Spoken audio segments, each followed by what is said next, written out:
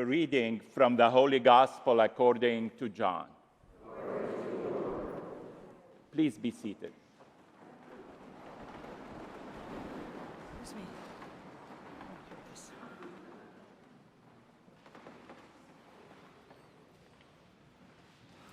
As Jesus passed by, he saw a man blind from birth. His disciples asked him, "Rabbi, who sinned, this man or his parents, that he was born blind?" Jesus answered, Neither he nor his parents sinned. It is so that the works of God might be made visible through him. We have to do the works of the one who sent me while it is day. Night is coming when no one can work. While I am in the world, I am the light of the world. When he had said this, he spat on the ground and made clay with the saliva and smeared the clay on his eyes and said to him, Go wash in the pool of Siloam. Which means sent. So he went and washed and came back able to see. His neighbors and those who had seen him earlier as a beggar said, Isn't this the one who used to sit and beg? Some said, It is. But others said, No, he just looks like him. He said, I am. So they said to him, How were your eyes opened? He replied, The man called Jesus made clay and anointed my eyes and told me, Go to Siloam and wash. So I went there and washed and was able to see. And they said to him, Where is he? He said, I don't know. So they said to him, What did he do to you? How did he open your eyes? He answered them, He put clay on my eyes, and I washed, and now I can see. So some of the Pharisees said, This man is not from God, because he does not keep the Sabbath. But others said, How can a sinful man do such signs? And there was a division among them. So they said to the blind man again, What do you have to say about him, since he opened your eyes? He said, He is a prophet. Now the Jews did not believe that he had been blind and gained his sight until they summoned the parents of the one who had gained his sight. They asked them, Is this your son? You who say he was born blind, how does he now see? His parents answered and said, We know that this is our son and that he was born blind. We do not know how he sees now, nor do we know who opened his eyes. Ask him. He is of age. He can speak for himself. His parents said this because they were afraid of the Jews. For the Jews had already agreed that if anyone acknowledged him as the Christ, he would be expelled from the synagogue. For this reason, his parents said, He is of age. Question him. So a second time, they called the man who had been blind and said to him, Give God the praise. We know that this man is a sinner. He replied, If he is a sinner, I do not know. One thing I do know is that I was blind, and now I see. So they said to him, What did he do to you? How did he open your eyes? He answered them, I told you already, and you did not listen. Why do you want to hear it again? Do you want to become his disciples too? They ridiculed him and said, You are that man's disciple. We are disciples of Moses. We know that God spoke to Moses, but we do not know where this one is from. The man answered and said to them, This is what is so amazing. that you do not know where he is from, yet he opened my eyes. We know that God does not listen to sinners, but if one is devout and does his will, he listens to him. It is unheard of that anyone ever opened the eyes of a person born blind. If this man were not from God, he would not be able to do anything. They answered and said to him, "You were born totally in sin, and are you trying to teach us?" Then they threw him out. When Jesus heard that they had thrown him out, he found him and said, "Do you believe in the Son of Man?" He answered and said, Who is he, sir, that I may believe in him? Jesus said to him, "You have seen him. The one speaking with you is him." He said, I do believe, Lord. and he worshiped him. Then Jesus said, "I came into this world for judgment, so that those who do not see might see, and those who do see might become blind." Some of the Pharisees who were with him heard this and said to him, "Surely we are not also blind, are we?" Jesus said to them, If you were blind, you would have no sin. But now you are saying, "We see," so your sin remains. The Gospel of the Lord.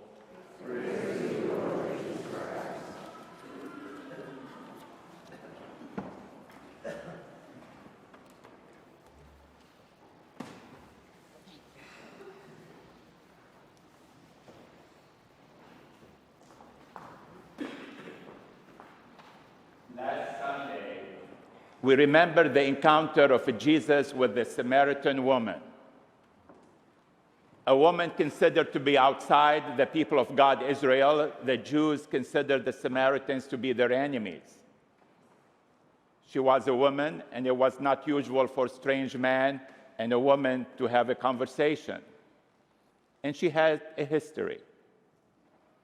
Today, we remember the encounter between Jesus and a blind man, a Jewish man, but yet considered to be a sinner because he was blind. Or there were some question marks about whether it's his sin or the sin of his parents, because he was born blind. And both the blind man and the Samaritan woman, because of that encounter, have a conversion and come to believe that Jesus is the Son of God, the Messiah. Although they're two different stories with two different locations and characters, but really it's the same process for conversion. The same plan for our conversion, the conversion of the elect who are with us and preparing to receive the Easter sacraments. It's about a conversion to come to believe who Jesus is. That's what our faith is all about. That's what we will be baptized in on Holy Saturday. That's what we were baptized in and grew to come to understand and hopefully to proclaim that Jesus is truly the Lord, the Son of God. Our faith is not a faith in a church, because every church is a human church. It's not perfect. Our faith is not in finding the right community for me, because it's a welcoming community, as welcoming as Holy Family is. Our faith is in Jesus Christ. He is the Lord. He is the Savior. He is the one who gave his life for us on the cross. Have we gotten to that faith? Let's see the process that this blind man went through. First, we see that this person had trust. I mean, imagine if you're blind and there's this stranger who you don't know, and he's now touching your eyes. Let's say he doesn't know how Jesus made the clay. But I think your reaction is to step back. I mean, who's this touching me? But he doesn't. He stands there. And then Jesus tells him, go and wash in the pool of Siloam. He doesn't say, well, like, why? Who are you? We're told he goes. That's not faith yet. That's trust. He trusted this man who's trying to heal him. The other thing is important, both stories, is Jesus is the one who reaches out to the Samaritan woman. He starts the conversation with her. He's the one who approaches the blind man. The blind man didn't even ask Jesus to open his eyes. Jesus reaches out to them as he reaches out to each one of us. And unless we have that trust to allow Jesus to work in our lives, to guide us, and us to follow his guidance, for us to remain in that conversation with him, then nothing would happen. The woman didn't like much what Jesus was trying to tell her. But she remained, she engaged, she kept engaged with him.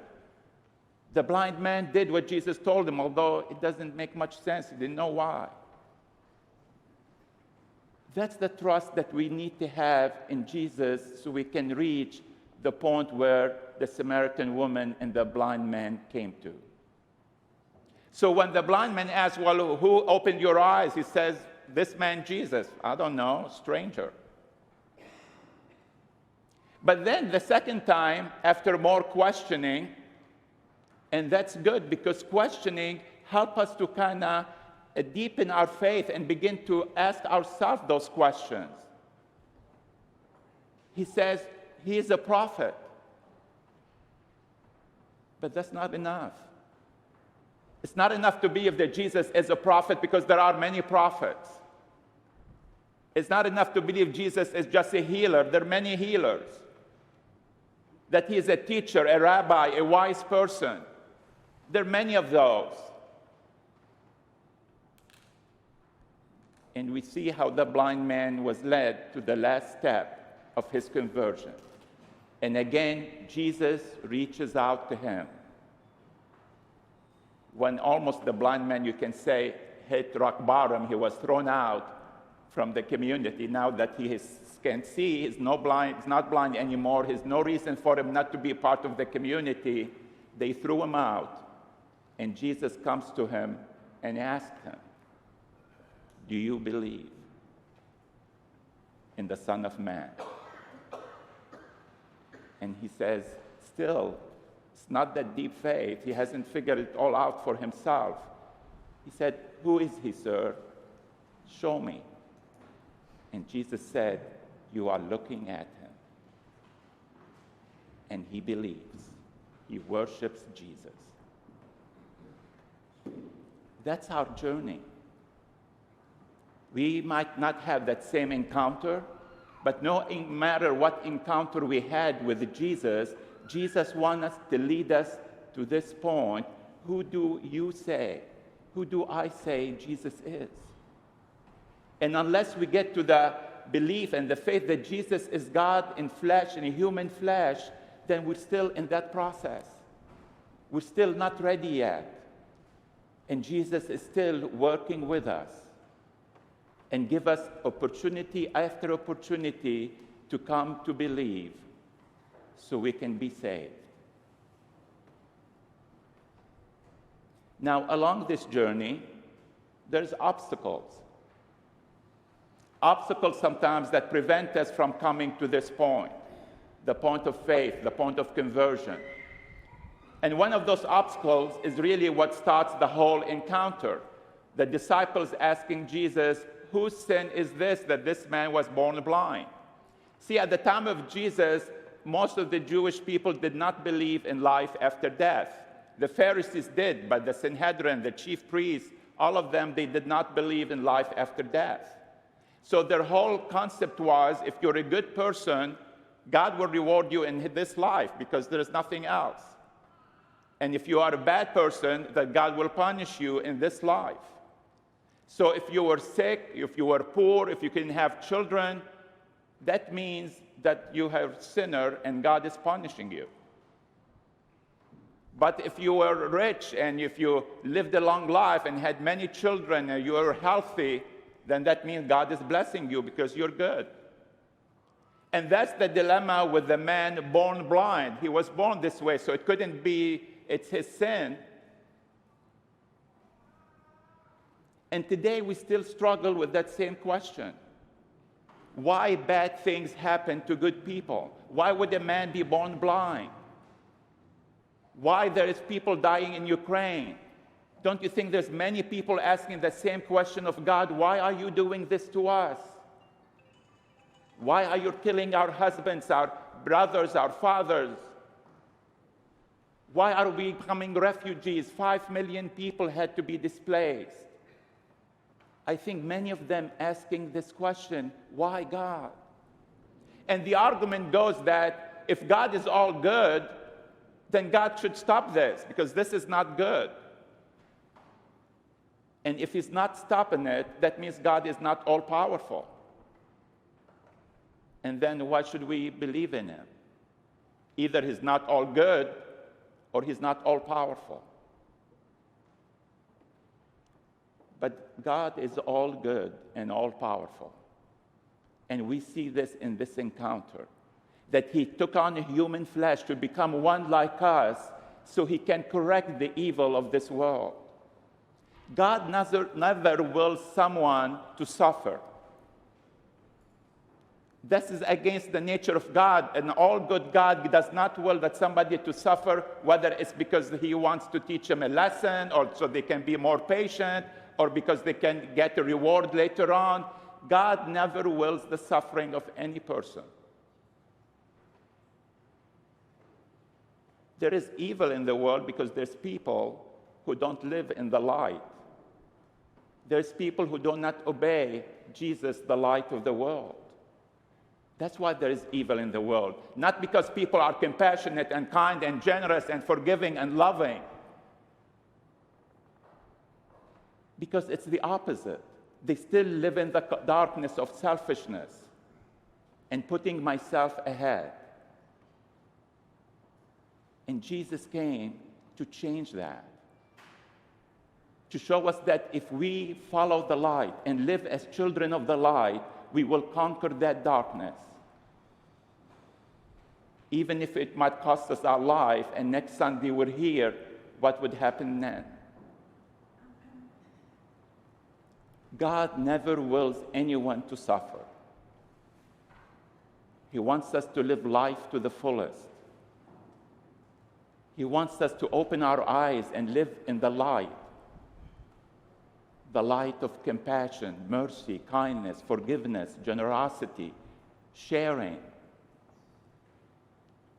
The other obstacle that sometimes prevents us from this is, again, what we see the blind man kind of coming to as he enters into this questioning and this conversation with the Pharisees and the other people.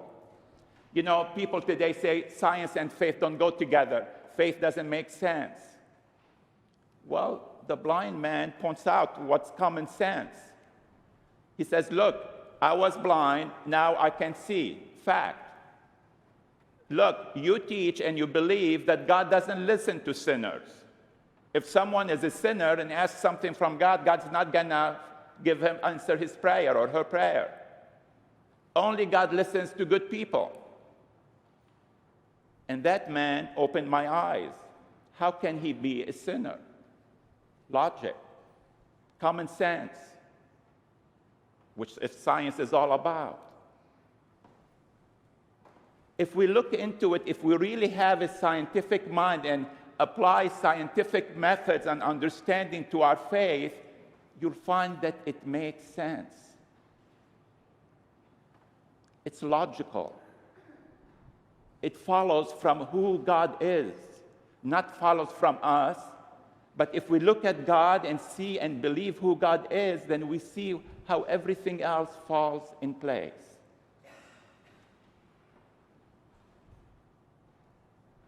Sometimes that prevents us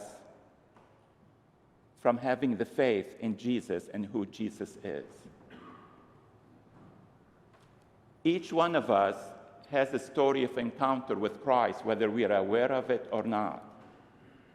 And maybe sometimes we're not aware of it because we don't question it and nobody else challenges us in helping us to open our eyes and see how God has been working in our lives. What's your story of encountering Christ? Do you see those different steps that the Samaritan woman, that the blind man went through?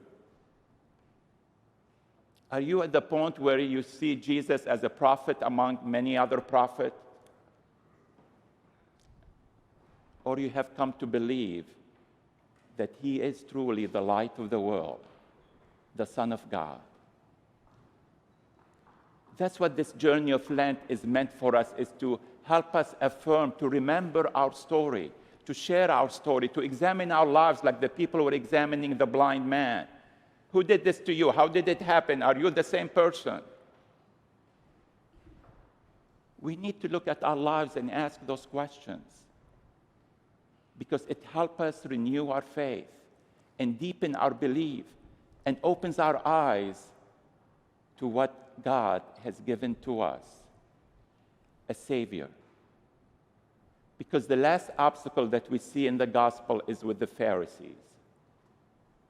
They thought they know it all. They see, they're not blind. They closed their hearts and their minds to the proof that was in front of them. This man was blind and he can see. And still they would not believe.